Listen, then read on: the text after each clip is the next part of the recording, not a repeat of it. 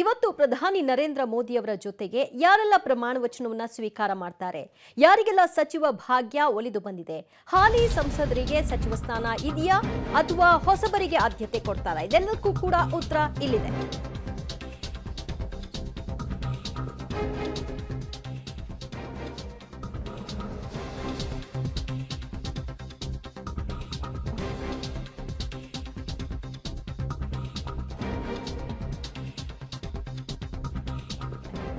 ಪ್ರಧಾನಿ ಮೋದಿ ಜೊತೆಗೆ ಒಟ್ಟು 49 ಸಚಿವರು ಪ್ರಮಾಣ ವಚನವನ್ನ ಇವತ್ತು ಸ್ವೀಕಾರ ಮಾಡ್ತಾರೆ. ಬಿಜೆಪಿಯಿಂದ 37 ಸಂಸದರಿಗೆ ಈಗಾಗಲೇ ಸಚಿವ ಸ್ಥಾನದ ಭಾಗ್ಯ ಒಲಿದು ಬಂದಿದೆ.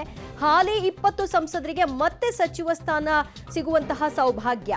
ಸೋಮಣ್ಣ ಸೇರಿದಂತೆ ಒಟ್ಟು 7 ಹೊಸ ಸಂಸದರಿಗೆ ಸಚಿವ ಸ್ಥಾನದ ಜಾಕ್ಪಾಟ್ ದೊರೆತಿದೆ. ರಾಜ್ಯಸಭೆಯ 6 ಮಂದಿಗೂ ಕೂಡ ಸಚಿವ ಸ್ಥಾನ.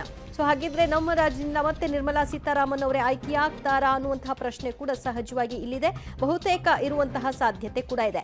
ಎನ್ಡಿಎ ಮೈತ್ರಿಕೂಟದ 12 ನಾಯಕರಿಗೆ ಸಚಿವ ಸ್ಥಾನ. ಒಟ್ಟಾರೆಯಾಗಿ ಬಿಜೆಪಿಯ ಸಂಸದರಿಗೆ ಎಷ್ಟು, ಎನ್ಡಿಎ ಮೈತ್ರಿಕೂಟದ ನಾಯಕರುಗಳಿಗೆ ಎಷ್ಟು ಅನ್ನುವಂತಹ ಡಿವೈಡ್ ಮಾಡುವ ಕೆಲಸಗಳು ಆಗಿದೆ. ಇದರಲ್ಲಿ ಇವತ್ತು ಬೆಳಗ್ಗೆ ಪ್ರಧಾನಿ ಮೋದಿ ಅವರ ಒಂದು ನಿವಾಸದಲ್ಲಿ ಟೀ ಸಭೆ ನಡೀತು. ಈ ಸಭೆಯಲ್ಲಿ ಹಲವಾರು ಮಂದಿ ಭಾಗಿಯಾಗಿದ್ರು. ಆ ಹಲವರ ಪೈಕಿ ನಮ್ಮ ರಾಜ್ಯದಿಂದ ಸೋಮಣ್ಣ ಅವರು ಭಾಗಿಯಾಗಿದ್ರು, ಪ್ರಹ್ಲಾದ್ ಜೋಶಿ ಅವರು ಕೂಡ ಉಪಸ್ಥಿತರಿದ್ರು, ಶೋಭಾ ಕರಂದ್ಲಾಜೆ ಅವರು ಉಪಸ್ಥಿತರಿದ್ರು. ಇವರೆಲ್ಲರಿಗೂ ಕೂಡ ಸಚಿವ ಸ್ಥಾನ ಒಲಿದು ಬಂದಿದೆ ಅಂತ ಈಗಾಗಲೇ ಸೋಮಣ್ಣ, ಕುಮಾರಸ್ವಾಮಿ ಎಲ್ಲರೂ ಕೂಡ ಮಾತನಾಡಿದ್ರು.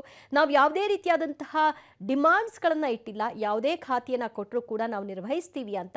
ಕುಮಾರಸ್ವಾಮಿ ಅವರು ಕೃಷಿ ಖಾತೆಯ ಬಗ್ಗೆ ವಿಶೇಷ ಆಸಕ್ತಿ ಇದೆ, ಸೊ ನೋಡೋಣ ಯಾವ ರೀತಿಯಾದಂತಹ ಖಾತೆಗಳು ದೊರಕಬಹುದು ಅನ್ನೋದರ ಬಗ್ಗೆ ಮಾತನಾಡಿದ್ರು. ಇನ್ನು ಪ್ರಹ್ಲಾದ್ ಜೋಶಿ ಅವರು ಮತ್ತೆ ಮೋದಿ ಸಂಪುಟದಲ್ಲಿ ಇವತ್ತು ಪ್ರಮಾಣ ವಚನವನ್ನ ತೆಗೆದುಕೊಳ್ಳುವ ಮೂಲಕವಾಗಿ ಸೇರ್ಪಡೆ ಆಗಲಿರುವಂತಹ ಸಂಸದರಾಗಿದ್ದಾರೆ.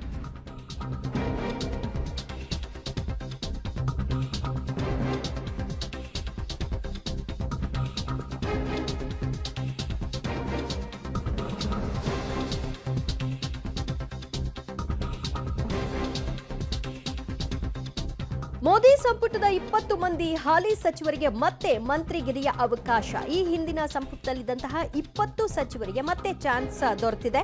ಅಮಿತ್ ಶಾ, ಜೈಶಂಕರ್, ನಿರ್ಮಲಾ ಸೀತಾರಾಮನ್, ಕಿರಣ್ ರಿಜಿಜು, ರಾಜನಾಥ್ ಸಿಂಗ್ ಮತ್ತು ಸೋನಾವಾಲ್ ಸೇರಿದಂತೆ ಒಟ್ಟು 20 ಮಂದಿಗೆ ಸ್ಥಾನವನ್ನ ಇಲ್ಲಿ ಕಲ್ಪಿಸಲಾಗಿದೆ. ಹಾಲಿ ಇದ್ದಂತಹ ಸಂಸದರಿಗೆ ಮತ್ತೆ ಸಚಿವ ಸ್ಥಾನ. ಇನ್ನು ಪ್ರಮುಖ ಖಾತೆಗಳು ಬಿಜೆಪಿ ಬಳಿಯ ಉಳಿಸಿಕೊಳ್ಳುವಂತಹ ಸರ್ವಸಾಧ್ಯತೆಯೂ ಕೂಡ ಇದೆ. ಅದು ಹಣಕಾಸು ಇರಬಹುದು, ಗೃಹ ಇಲಾಖೆ ಇರಬಹುದು, ರಕ್ಷಣಾ ಇಲಾಖೆ ಇರಬಹುದು. ಹೀಗೆ ಇದೆಲ್ಲವೂ ಕೂಡ ತಮ್ಮ ಬಳಿಯೇ ಉಳಿಸ್ಕೊಳ್ತಾರೆ. ಮತ್ತು ಈ ಹಿಂದೆ ಖಾತೆಯನ್ನ ನಿರ್ವಹಿಸಿದಂತಹ ನಾಯಕರುಗಳಿಗೆ, ಸಂಸದರುಗಳಿಗೆ ಮತ್ತೆ ಆ ಖಾತೆಯ ಜವಾಬ್ದಾರಿಯನ್ನ ವಹಿಸುವಂತಹ ಸಾಧ್ಯತೆಯೂ ಕೂಡ ಇದೆ. ಯಾಕಂದ್ರೆ ಅವರ ಹಿರಿತನ ಮತ್ತು ಅನುಭವವನ್ನ ಆಧರಿಸಿ ಮತ್ತೆ ಅವರೇ ಮುಂದುವರಿಸಿಕೊಂಡು ಹೋಗೋದು ಸೂಕ್ತ ಅನ್ನುವಂತಹ ಅಭಿಪ್ರಾಯಕ್ಕೆ ಬರ್ತಾರಾ ಅಥವಾ ಏನಾದರೂ ಅದರಲ್ಲೂ ವ್ಯತ್ಯಾಸಗಳು ಕಾಣಬಹುದಾ ನೋಡಬೇಕು. ಒಟ್ಟಾರೆಯಾಗಿ ಬಿಜೆಪಿ ಬಳಿಯೇ ಪ್ರಮುಖ ಖಾತೆಗಳು ಉಳ್ಕೊಳ್ಳೋದ್ರಲ್ಲಿ ಅನುಮಾನ ಇರಲ್ಲ ಅಂತ ಕಾಣಿಸುತ್ತೆ. ನಾಳೆ ಅಥವಾ ನಾಡಿದ್ದು ನೂತನ ಸಚಿವರಿಗೆ ಖಾತೆ ಹಂಚಿಕೆಯ ಕೂಡ ಕೆಲಸಗಳಾಗುತ್ತೆ. ಈಗಾಗಲೇ ಯಾರಿಗೆ ಖಾತೆ ವಹಿಸಲಾಗುತ್ತೆ, ಯಾರಿಗೆ ಕ್ಯಾಬಿನೆಟ್ ದರ್ಜೆ, ಯಾರಿಗೆ ರಾಜ್ಯ ಖಾತೆಗಳು ಅನ್ನೋದರ ಬಗ್ಗೆ ಚರ್ಚೆಗಳಾಗಿದೆ. ಇದರಲ್ಲಿ ಇವತ್ತು 49 ಮಂದಿ ಪ್ರಮಾಣ ವಚನವನ್ನ ಮೋದಿ ಅವರ ಜೊತೆಗೆ ಸ್ವೀಕಾರವನ್ನ ಮಾಡ್ತಾರೆ. ಆ ನಂತರದಲ್ಲಿ ಯಾರ್ಯಾರಿಗೆ ಯಾವ್ಯಾವ ಖಾತೆ ದೊರಕುತ್ತೆ ಅನ್ನೋದು ಗೊತ್ತಾಗುತ್ತೆ ನಾಳೆ.